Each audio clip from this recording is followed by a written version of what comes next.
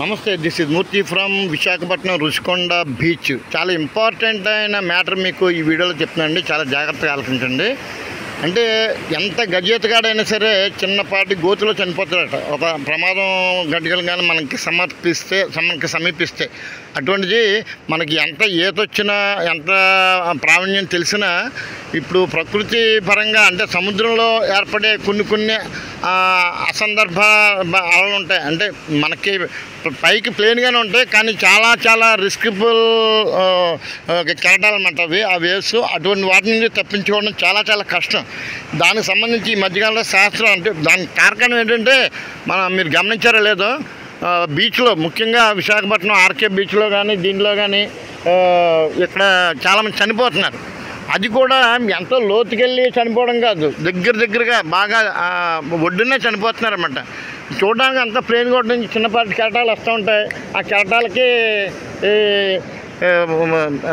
మొత్తం మునిగిపోవడం, లేకపోతే బాడీ కూడా కనబడడం లేదు, అంతలా చనిపోతున్నారు. దానికి కారణం ఏంటంటే మన సైంటిఫిక్ అబ్జర్వేషన్లో చేసింది rip current, RIP rip current అనమాట. Rip currents are the powerful currents of water the moving away from shore.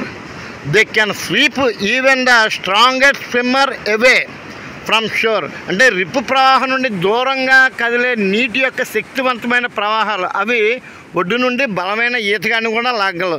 అంటే నేను ఎంతో పోటుగాన్ని ఈతగా వచ్చి నాకు నేమి చేయదు అని మాత్రం మీరు ఉపేక్షించకండి. చాలా అంటే దుస్సాహసం అనమాట.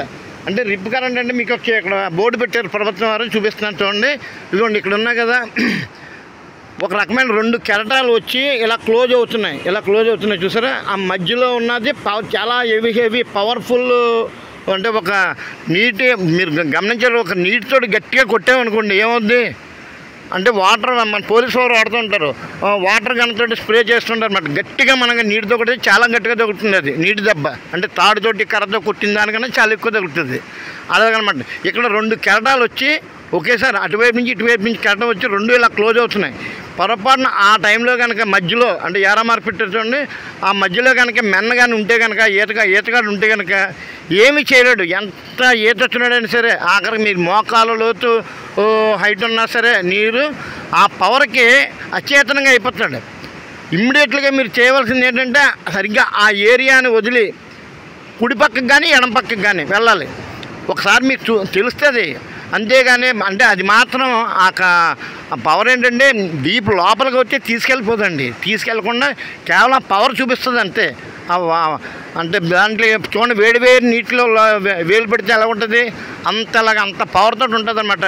మనం బాడీ అచేతనంగా అయిపోద్ది, ఏమీ చేయలేని స్థితిలో ఉంటుంది అనమాట.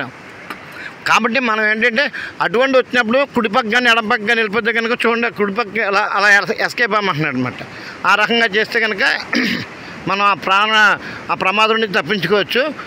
సాధారణంగా ఇప్పుడు చూడండి, అక్కడ చాలామంది ఈతకెళ్తున్నారు. అటువంటి అంటే ప్రమాదం ఉంది కదా అని చెప్పి మనం ట్రైన్ జర్నీ చేస్తుంటాం, యాక్సిడెంట్లు అవుతున్నాయి కదా అని చెప్పి ట్రైన్ జర్నీ మానేయడం కదా. అలాగే ఫ్లైట్ కూడా అంతే కదా. ఉన్నంతలో మనం జాగ్రత్తలు తీసుకోవడమే. ముఖ్యంగా వీళ్ళు ఇచ్చిన సలహాలు ఏంటంటే ముందు అక్కడికి వెళ్ళినా భయపడద్దు అంటున్నారు. అదైతే నీటి కిందకి లాగదు, ప్రవాహానికి వ్యతిరేకంగా ఈత కొట్టద్దు. ఇప్పుడు కనటుంది వాటర్ అలా లాగుతుంది ముందుకి, దానికి ఆపోజిట్గా ముందుకు అంటే యాంటీగా స్విమ్ చేయొద్దు అంటున్నారు. కుడి పక్కకు కానీ ఎడం పక్కకు కానీ ఫ్లో ఎప్పుడైతే వెళ్తుందో అటువైపు కాకుండా యాంటీగా అనమాట, యాంటీగా కొట్టద్దు. మళ్ళీ ముందుకు వెళ్తూ లెఫ్ట్ ఆర్ రైట్ కానీ మాత్రం వెళ్ళాలన్నమాట. ప్రవాహం నుండి బయట పడిన తర్వాత ఒడ్డుకు చేరాలి. అప్పుడు అసలైన ఆ కరెంట్ దగ్గర నుంచి లెఫ్ట్గా రైట్గా వెళ్ళిన తర్వాత అప్పుడు మన ఒడ్డు ఎక్కడ ఉందో అక్కడ చూసుకోవాలి. ఒకవేళ మీరు తప్పించుకోవడానికి వీలు లేకపోతే మ్యాక్సిమం తేలడానికి ప్రయత్నించాలి. తేలడం ఏంటంటే ఇలా 2 చేతులు అంటే ఈత వచ్చిన వాళ్ళకి అవగాహన ఉంటుంది, తేలడానికి ప్రయత్నం చేయాలి. అది ఆ రకంగా ఒకవేళ మరీ మీకు కావాలనుకోండి కంటే గట్టిగా కేకలేమంటున్నారు, అది వేరే విషయం. ఎప్పుడు ఇంకోటి కూడా స్విమ్మింగ్ అనేది ఎప్పుడు ఒంటరిగా చేయకండి, ఎవడో ఒకరిని వెనకాల పెట్టుకోండి. అంటే సరదాగా మీ ఫ్రెండ్నో ఎవరినో తెలిసిన వారిని ఎవరైనా వాళ్ళు కూడా లేరనుకోండి, ఆ ఒడ్డుని ఎవరొకరినా నుంచోబెట్టి మీరు వెళ్ళండి అనమాట. అలాగే అక్కడ సిగ్నల్స్ అన్నోన్ ఏరియాకి వెళ్ళినప్పుడు ఆ లోకల్లో ఉన్న వాళ్ళు కొన్ని సూచనలు చేస్తుంటారు. ఆ సూచనలు మాత్రం ఎట్టి పరిస్థితుల్లోనూ పాటించండి. నువ్వు చెప్పేదేంటో నేనేదేంటో నాకు ఈత వచ్చి అది అని చెప్పి అంటే నీటితో చెలగటం అంటే ప్రాణగణం కదండి. అగ్ని చూసి నిప్పుని చూసి ఎంత భయపడుతున్నామో నీటిని చూసి కూడా అంతే భయపడాలి. ప్రస్తుతానికి అయితే ఆర్ఐపి రిప్ కరెంట్ గురించి చాలా నాళ్ళ తర్వాత మీకు చిన్న సందేశం అనుకోండి, లేకపోతే నాకు తెలిసిన నాలెడ్జ్ని మీకు ఇవ్వాలనిపించింది ఇచ్చాను. అంటే లో లెస్ రిస్క్ బీ కాషన్, అంతే కదండి. Moderate some risk be alert, high danger don't enter. ఏదేమనుకున్నా సూక్తులని చెప్పడానికి బాగానే ఉంటుంది. దాన్ని పాటించినప్పుడు మాత్రం కొన్ని ఇబ్బందులు ఎదురవుతాయి. అవేర్నెస్ అవగాహన కల్పించడం వీళ్ళంత వరకు మానవ ధర్మంగా నేను చెప్తున్నాను. ఓకేనా? హర హర మహాదేవ, శంభో శంకర్, ఓం నమః శివాయ.